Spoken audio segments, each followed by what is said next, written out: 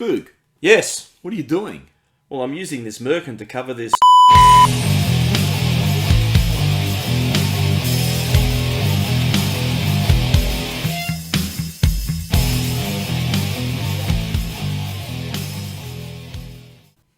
Welcome to the Collingwood Rant. I'm Sly. And I'm smirking, merkin, spook. Spook, Yes. we lost to No. East Perth. No, I won't hear of it. We lost to East Perth on... What do they play? Are they in the WAJFL? Yeah, they are. Yeah. You could just end the episode right here, I think. I think, yeah. This is... I can't imagine we could say anything constructive right now. We'll go for it. Unlike Collingwood. Oh, it's not like it's the last quarter. 13-point loss. Was it? Yeah. First thing, we've got to ask. Do we need to start another EGM group to spill this board so we can spill this coach? EGM now! Maybe we get a better calibre of EGM participant. EGBM? Yeah, EGM. What's an EGM? Extraordinary Generally Bullshit Meeting. Yeah. Maybe get guys in from the Pie Hard, Swoop Luke, Mark Robinson. Our brethren. Yeah. So... Mark Robinson, did you say? Yeah. If you're going to fill it full of shit, you need Mark Robinson. The McRae strategy, is it working? Is there a strategy? We said, I don't know if it was last week or the week before, you can't play this Harlem Globetrotting style all the time. Now you get Chris Scott has said the same thing. You get those people on the Sunday Footy Show, I was going to call them idiots, but some of them I like. But some of those people on the Sunday Footy Show also querying the unrelenting attacking style and how realistic it is and whether it's sustainable over 4 quarters. I think that's a resounding no, isn't it? Well, are you actually looking at this style and thinking, I can't see this will click for 4 quarters? It'll look great in patches, as it has done. You'd like to think there's a plan there. And that's my qualifier for this. There's got to be some logic behind this, because Logic. The man's talking about logic. I did read, I think, in the last quarters, over the last 3 weeks, we've scored 2-8 or something across. You got that stat? I got that stat later on. So clearly it's falling off a cliff in that last quarter. But maybe there's a bigger picture here that's that we're trying to get towards. Okay. Do I sound like I just come off a press conference? Yeah. Yes. There's a bit of corporate speak in there. My concern with this game plan is, like Buckley's game plan for 10 years, if you can lay 164 tackles in a game, this is going to fucking work brilliantly. But the moment the pressure drops off, it just looks like shit. And then you get that same disjointedness that we got under Buckley, where it's like, oh, it's brilliant, briefly. And in this game, I actually reckon that last quarter drop-off is a little bit of a furphy, which I'm going to go through the stats in a minute, because that game, for 2 quarters, the first half was just shit. There was no fluency, we had no cohesiveness. It was just really attrition, get it down there, miss. And then that third quarter, they had a period of dominance, but they couldn't convert that into accuracy. That's unlike Collingwood. I know. And then that last quarter, they fell away. Just before you go on, McRae said there was a little bit of a lack of composure at times. They have a high intercept team, that's West Coast, and we had a lot of long shots. Long shots become long points. Does that explain all the shots they missed from about 20 metres out? And I was going to say, I mean, all that other stuff sounds fine too, but the consistent thing over the last couple of weeks is these fucking gettable shots straight out in front of goal that are just being sprayed everywhere. Okay, let me just interject there again. McRae, we had a young 4-line against an experienced back line. What does that make a miss? Well, that's the thing, is you still had 24, 25 shots against 17. Yeah, it's not that it wasn't getting down there often enough. I think the inside 50s was ludicrously... and we just failed to convert. No, actually, we didn't fail to convert most of the time. We just kept kicking to fucking Barras and McGovern. Kicking to McGovern, it's unheard of. I mean, is this actually a genetic thing that was transplanted, this stupidity of kicking to this bloke? Look, regardless of the coaches, whether it's McRae, Buckley... No, I think this is actually... It's a genetic thing. That's what I was going to say. It's... As a footballer, and especially as one getting paid hundreds of thousands of dollars yearly, how fucking hard is it to, when you approach forward 50, go, that guy in the opposition jumper, I'm going to try and miss him and go for one of my own teammates. How is that not just ingrained? So the thing with all these footballers, see, look at, I'm not going to pick out anyone because I don't want to castigate one person. I'd rather castigate all 22. You come up through the youth system and you play under 8s, under 9s, and you go up and you play club football for fucking 14 years, and then you get to AFL level, and it still isn't in your fucking psychology to go, I need to kick it to someone wearing the same jumper as me. It's how hard is it? And I know people will say pressure and all that, but there's times they're just turning around and fucking picking out opposition. They're doing it. They've done it the whole year. They did it against Adelaide. They kept picking out bloody Adelaide players. We said, Jesus, you must be getting confused between the red and the black and the white. This is just, as you said, genetic stupidity. I don't want to blame McRae because they do it. But even if it wasn't a cultural thing, which it fucking seriously, it's now starting to play out like they're just stupid all the time. How hard is it? Pick out a teammate in the same jumper. You know.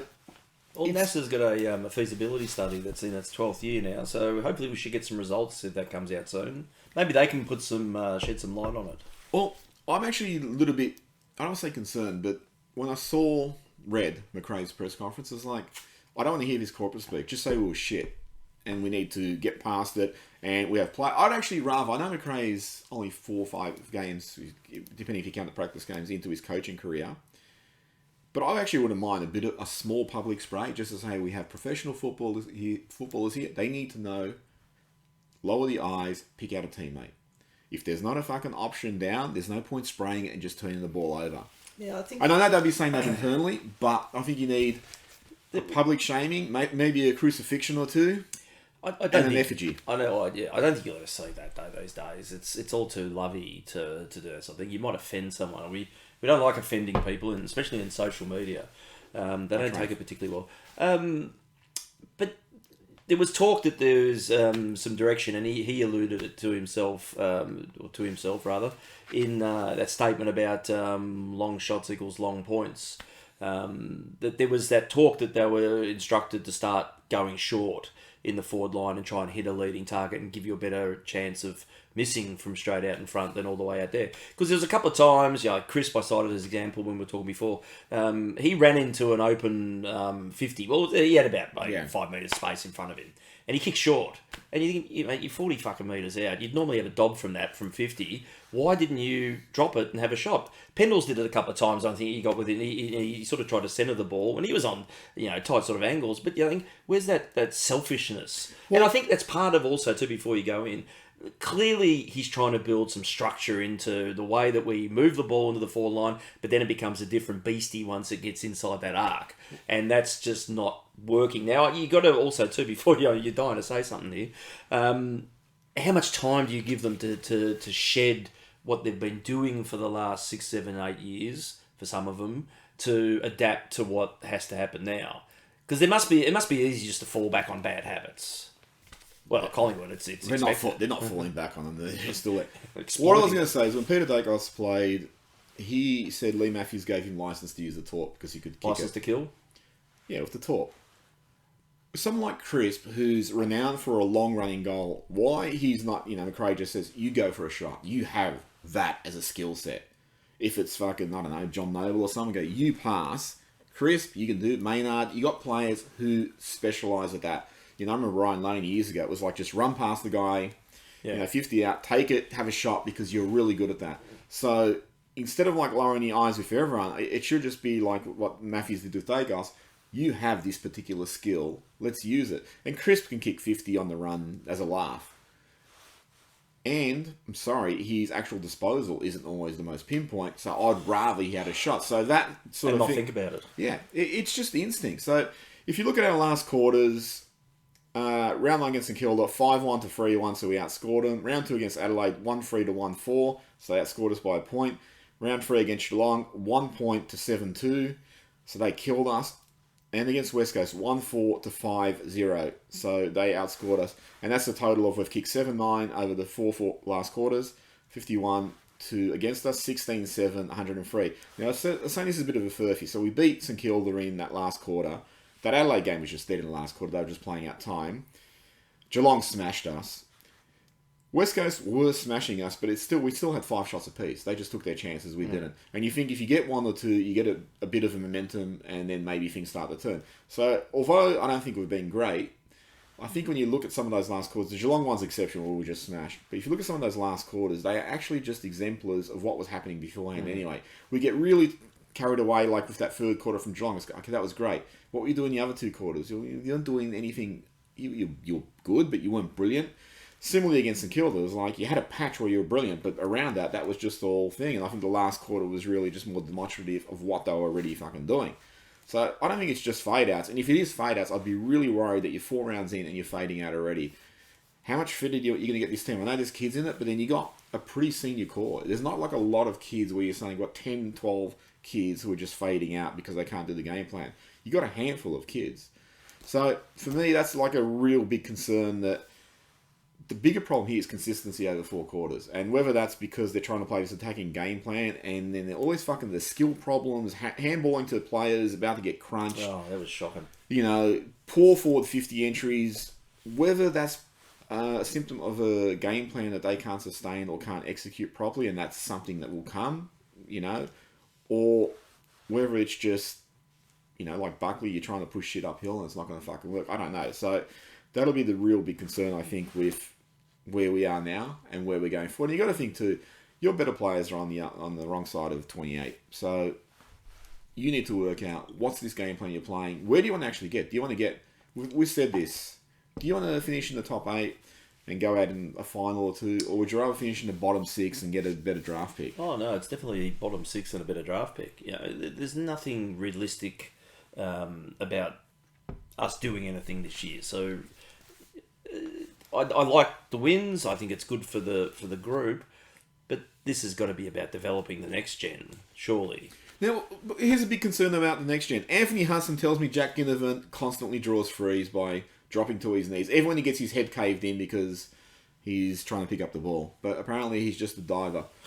I mean, Joel Selwood's played about 912 games, and Hudson, who does he support? I think it's the Cats. Yeah. I've got a vague recollection it's the Cats. Fucking, yeah, no, He's not never biased or committed. anything. No, but what's Ginnivan's about 10 games in his career, and No, it's 4, isn't it? 4 or 5? oh, fuck, I don't know. I don't follow this club. But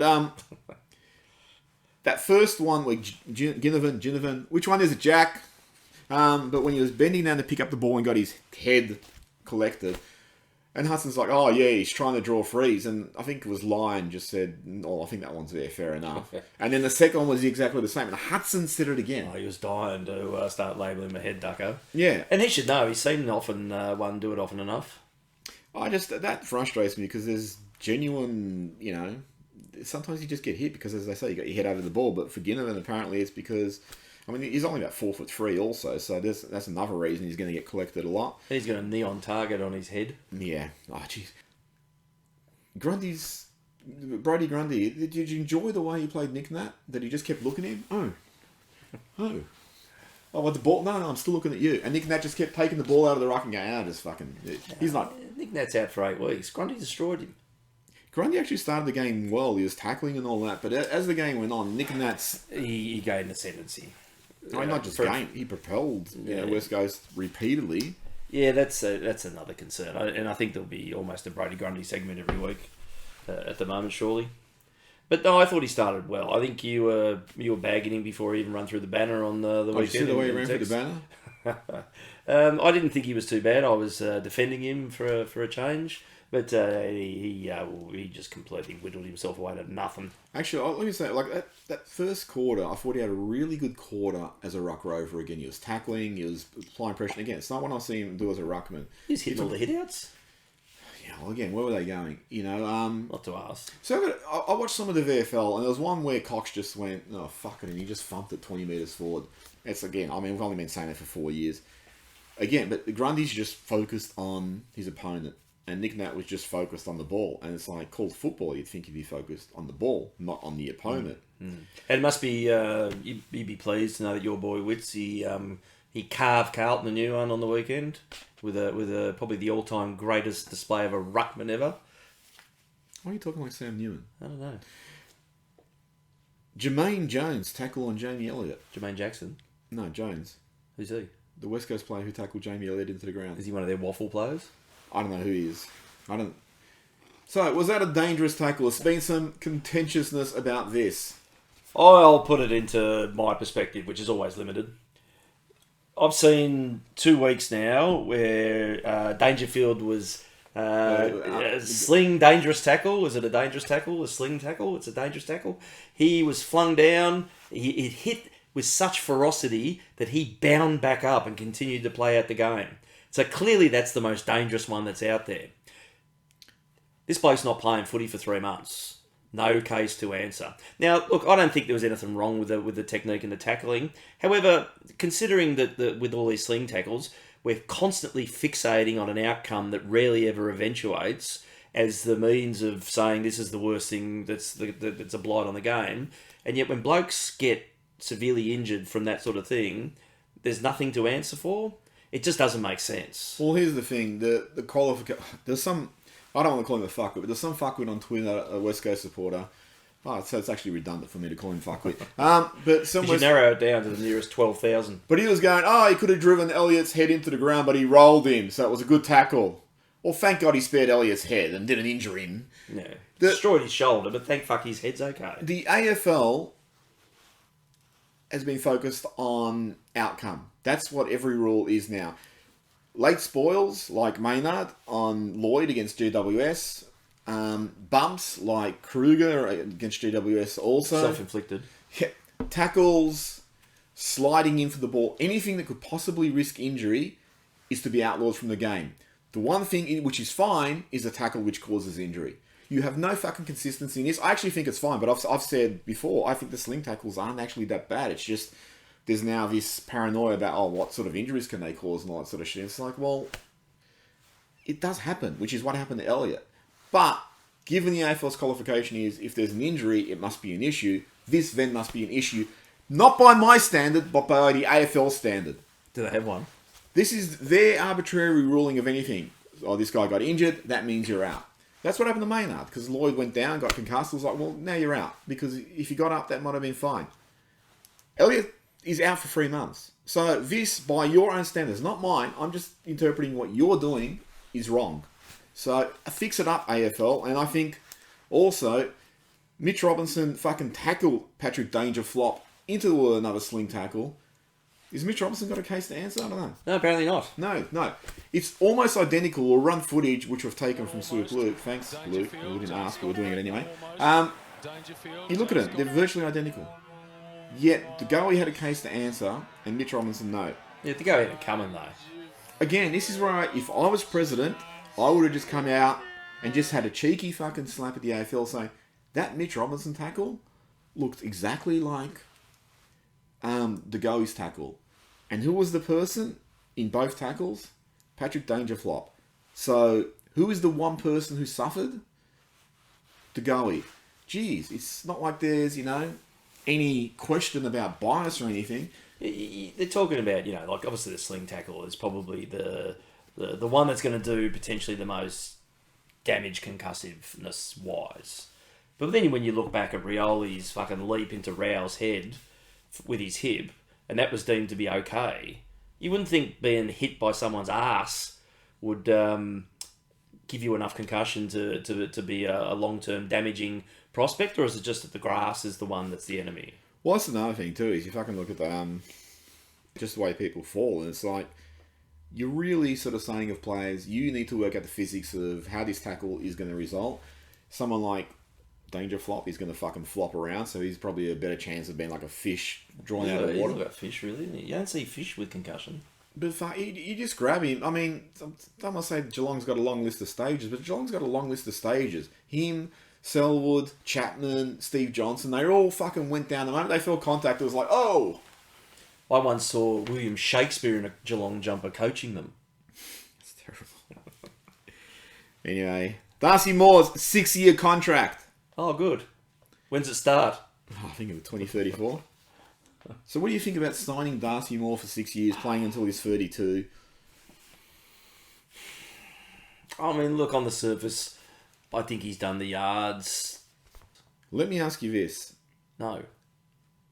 I have the stats here, but how many times do you think Moore has played more than 20 games in his entire career in a season?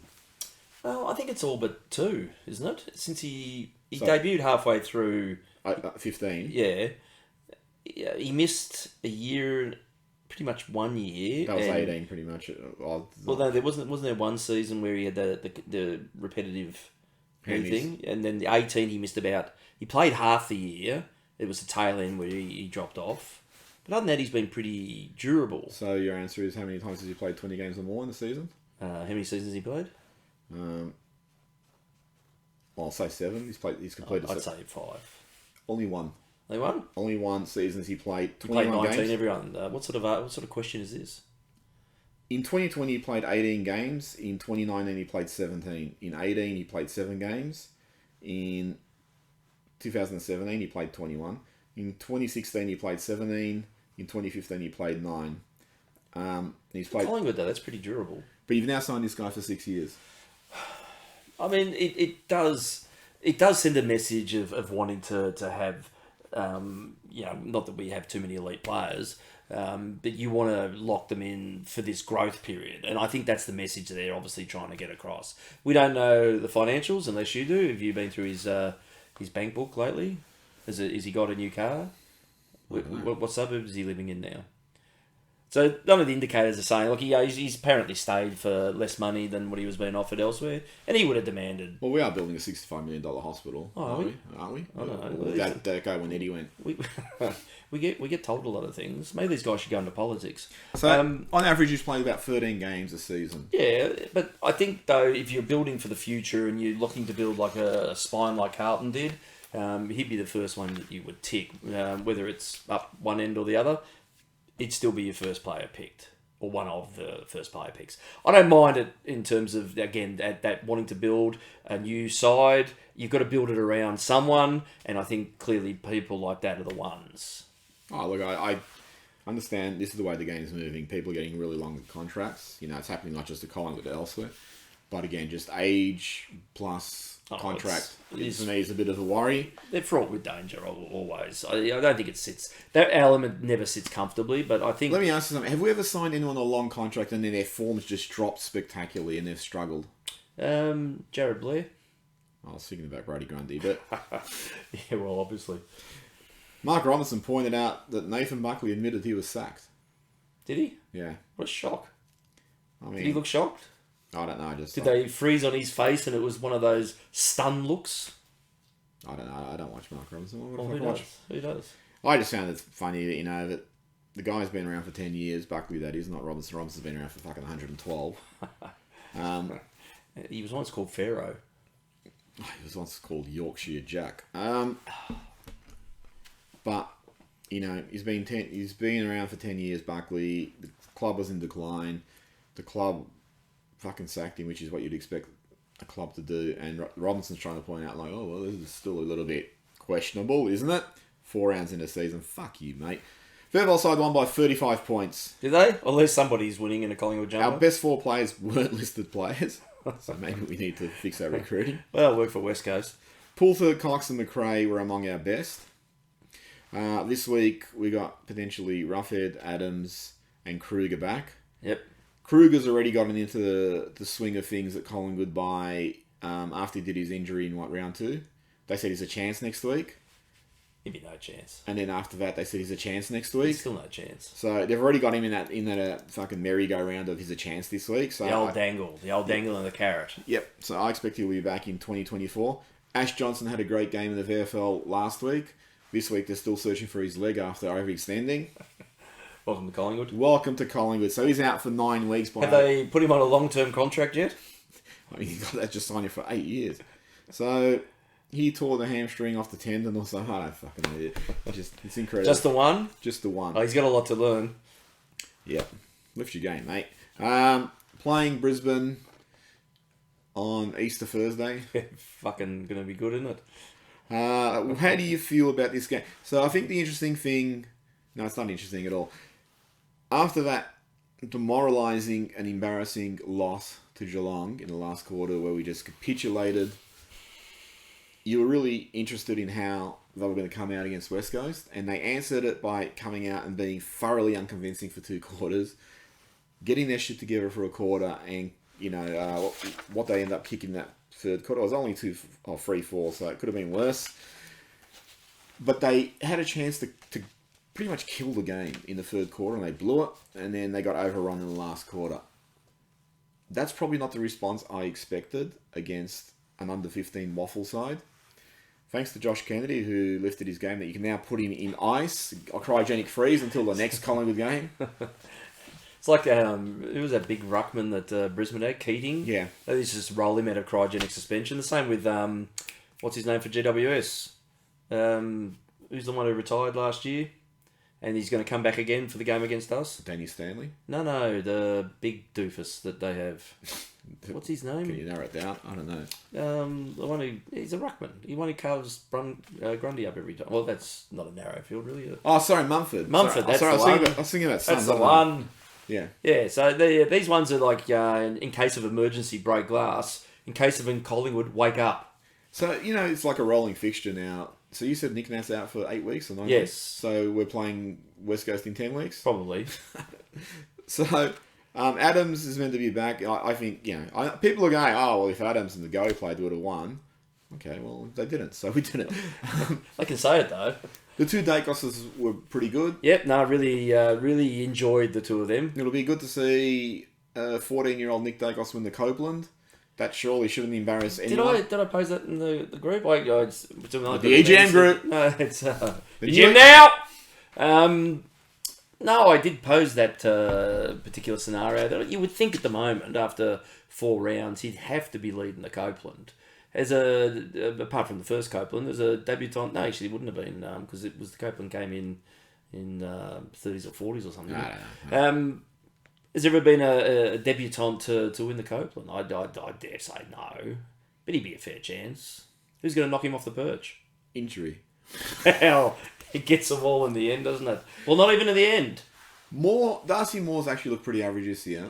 Now, with the knee injury, traditionally, the year after they come back, the year later when they come back, they're not at their best. It's sort of the year later that they build up conditioning and all that sort of shit. So he's actually playing this season like he's just come back from a knee injury. But the whole backline looks a little bit dysfunctional at the moment. Is that Jack Magden's fault? Yeah, obviously. Everyone's blaming him. But the synergy that defence had seems to have faltered somewhat. Again, this could come back to that transition into a new... I'll tell you what surprised me. I can't remember which commentator it was. Probably that idiot Anthony Hudson. But I think they said Pendlebury was the leading defender in the league. And I'm like, I don't know how the fuck that's possible. After 3 weeks. Yeah, but I don't know. Pendlebury doesn't look that great to me back there. But that's understandable. Yeah. Jack Magden gets a lot of criticism. I actually reckon he kept us in the game because toward the end, he started going for marks against Ryan and out-marking him. There was a weird matchup to put Magden on Ryan, but that, I thought, sort of stemmed the flow a few times. We just couldn't capitalise. I don't know who the general is down there, like in 210 around those years. Maxwell and Heater were constantly barking orders. I don't know who's doing that at the moment. You'd think that should be Darcy Moore or Jeremy Howe's shtick, but you don't actually see him saying anything. No, it's an interesting one, that, isn't it? And it's a good pickup. If only the captain was back there to give some orders, but I don't see him saying anything either. So I don't know if it's just, I'm not noticing it. But but again, look. But when Maxwell and Heater were down, you saw them constantly gesticulate. I mean, you remember that famous shot of, it was a few years later where Buckley thought, let's play Alex Fasolo down back. Oh, yeah, and then Maxwell ripped into him. Yeah, and it's like, you don't see that. So I don't know if it's just the leadership style or they just have no idea what they're doing. You got a couple of young players down there in Quainer or Nick Dacos also, but I don't know, it does, as you said, seem rudderless in a lot of ways. Midfield's not working. That whole midfield synergy with the ruck is not working. No, I mean, you had the only two inside mids we've really got are probably Deggs and Adams, and without them, they just had no hope of clearing. So what's my concern is that too many of these games, the opposition midfield exits are just fucking tap. The midfielders got it, they're out. And not just out, like they're out with a big kick. And it just throws the defence into panic, and there's no time to set up any zones or anything like that. So what's happening with that midfield pressure? McRae pointed out that there was not enough forward pressure when he took over. It doesn't seem to be really happening in the midfield either. If Adams is not there, Adams provides that. I actually don't understand it because when I used to play the game, I used to love crunching people and tackling them. It was like if you could hurt them. Oh, hang on, sorry. You're talking about badminton, aren't you? No, I'm talking about Batman. No, no, but it's you have players who are naturally good tacklers, but geez, I used to relish tackling. The forward line. I don't want to put it down to one player who's played like 10 games. The loss of McCreary really seems to have affected their synergy also. And he wasn't getting a lot of the ball, but he was just bouncing around and providing pressure and all that sort of shit. So everything seems a little bit off.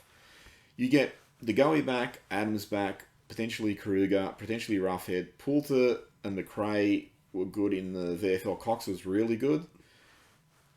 You lose... What's his name for 112 weeks? Elliott. And there's probably a few guys. I actually thought Callum Brown was alright. I know people will criticise him. I actually didn't think he was that bad. Wasn't that good either. Well, join a queue of a lot of players. There are a lot of senior players there who weren't doing very much. Josh Dacos is good. Like I said, Nick Dacos is good. And then just a lot of scrappiness. Yeah. So, Adams and De Goey have to be certain ends. Would you bring in Poulter for his first game of the year under McRae? Yep, and I would kick Hoskin Visible Elliott. Oh, here's another one that was really average. And it might take 3 kicks because I don't think anyone actually really knows where he is. And out. And you come back and earn your spot. As I said in the weekend, I'm sick of just the mediocre return that we get there. Oh. And if you're not earning your spot, fuck off back to the VFL and get some touches. Contribute to the side and do something apart from your 5-minute cameo each week. Yeah, Reece McInnes I thought he was playing more of a defensive forward role. I actually thought he did it right. It's a very foreign role, but I'd actually even consider dropping Ginnivan because he ducks too much. But no, I actually he's been pretty average the last 2 weeks. I'd consider dropping him. It really is a developmental year. I wouldn't be giving any young player a ride. I'd be saying, I'm going to drop you. You need to win your spot back. Because you've got other guys down there in the reserves who should be given a shot if they deserve it. And like these guys, Poulter, we spoke about it. Poulter, as far as I'm concerned, was the best of the young guys last year consistently. Definitely. I'm stunned that he hasn't gotten a Guernsey this year. Yeah. So McRae, not the coach, but the player, he seems to have fallen a bit from calculations. Last year, Buckley, then Harvey were playing him pretty regularly. He just can't get a look in. So the big problem is that midfield synergy is fucked. And I don't know how they're going to find the right chemistry between those mids because it just seems it's lacking balance between, you need some really good in and unders, you need some strong players to win it out, and you need some fast players on the outside. And it's like, I don't know who's playing what role. I just think about playing Pendlebury at halfback to potentially preserve him. It's like, the guy's 34. How long do you want him to fucking play? And is it really preserving? Let's ask Kennedy. Well, are you really preserving him by playing in a high traffic area? Especially in a developing year where you're expecting the ball to go down there a hell of a lot more. And you're asking him to get crunched in marking contests and shit. It's just, if I was coach, I would be playing him down there. So your thoughts about this game? Brisbane lost a close one at, what's Skilled Stadium, Cardinia Park, I don't know what the fuck it's called. Ducking Park? That could be it. Duck Yep. Pond. Duck Pond. Yeah, they lost a close game to the umpires. Sorry to Geelong. It never happens though down there. Never happens down there. Never happens at all. Never happens down there. You're always playing 24 players down at Duck Pond. Did you just spot I'm going to make that one work. Did you see the Hawkins push when he? Oh, that was shocking. But like it's not as bad as the Rioli incident with the point post though. I'm surprised Moore hasn't been suspended. Just when you think you've seen it all in this great game of ours, shit like that happens. It almost gets to the point you've got to wonder why we almost don't have a video adjudicator of some of these ridiculous ones. You got fucking cameras all over those posts and stuff. Yeah, 20 angles showing it was fast. Why allow it to continue to be a farce? I actually think it's more a fault of the umpires. That one's blatant. There's only fucking 20 of them out there who can blow a whistle. This whole thing, I hate when they start fucking around with interpretations. It's pretty obvious when someone gets pushed. Just fucking pay it. I mean, the commentators, previously go, oh, he pushed him with his forearm, so it's okay. It's like, no, it's still a push. Hawkins did a pretty big push. The thing that killed me was the media was like, oh, did Hawkins get away with one here? Like, it was cheeky. If that was a Collingwood player, there'd be fucking an inquisition. And, we're going to change this rule. He'd be out there banging the gallows. You know, and as far as Moore and Rioli goes, I wish Moore had pushed him if we were going to get pinged for that. You may as well. It's just, the umpiring standard is so fucking... And I don't want to say, like, we had bad umpiring against us, because we just lost because we're shit. But the standard of umpiring is so terrible across the board. And I think it's because interpretations are constantly fucked with. I can't remember which football show I was watching, but they were talking about like how the pushers in the backs weren't being paid. And they go, you know what's going to happen? Now there'll be an overcorrection where they are all paid. And that's what I hate about the game. It's like the rule should be the rule. Round 1, round 22. It's the same rule, same interpretation. Why are there these corrections constantly? It's because you fucking have no idea how to adjudicate the game. It's not that fucking hard. No, apparently it is. The other thing too is that they say the umpire should be close. It's like, fuck off. I'm 48 rows back. I can see what's happening. Maybe push the umpires back so they get a clearer view. The umpire's blindsided in that one. He was blindsided. If you have 28 umpires, you have fucking boundary umpires, you have goal umpires. If you just sort of stay back, you get a better view of things. It will be easier to adjudicate the game rather than being really close and then being blindsided and all that sort of shit. Anyway, I'll go on a fucking enough rant. So what do you think about this game against Brisbane? They lost last week. They... obviously considered one of the, flag or favourites, contenders, whatever. Joe Danaher is probably due for 11. I was going to say 12, but yeah, you're probably right. 11 will do. Cam Rayner's come back this year and he's probably due for 6 or 7. So, West Coast kicked a 14-3 against us. So, it's good to see they're inaccurate. I reckon Brisbane are probably capable against us of kicking 36 straight. And we'll kick 1 goal, 49. I think one of the things particularly with developing teams, we saw this in 2000. We won the first 5 games. I think we lost to Anzac Day, and then we lost against North, who was a good side back then. And that self-belief they built up over those 5 games, it was just like, ooh, we're actually not as good as we think we are. And the confidence went down week by week, and then we just lost, I think, 9 in a row. Collingwood won 2 games against St Kilda, who's spasmodic. They've been good since we beat them. And Adelaide, who will be a bottom 4 side. And they had Geelong on the ropes and let Geelong just overrun it. And you'd think this side's confidence should be, or their self-awareness should be, we're actually not quite as good as we think we are. So this game, I think, has danger written all over it. Oh, definitely.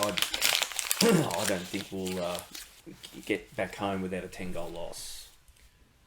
But, in some respects, that's expected. Yeah, it'll also be interesting to see how they try and sustain this game plan against a better side. And in those shitty conditions where handling is a lot harder and all that sort. Ball's always dewy up there. It's always dewy on a Thursday night game. Is that since Stewart not there? We probably should finish now. Yeah, final thoughts? You've done enough damage. I can do more. Final thoughts? Good luck. So follow us on Twitter, Facebook, all that sort of thing. You didn't give us your tip. I don't care anymore. Collingwood by 32 points. You're an idiot. Because I'm optimistic. I love this club and I support everyone who's running this club. Yay, Collingwood. Yep. Let's go and eat 'em puds. And all those people who, after 2 wins thought, oh, well, you're a top 4 prospect. Well, that's the media. How do you like us now? How do you like them apples? Yep, so I'll say Collingwood by 32 points because I'm just going to be blindly optimistic until... You've got to stop taking those drugs. Well, we're 8th now, aren't we? Are we?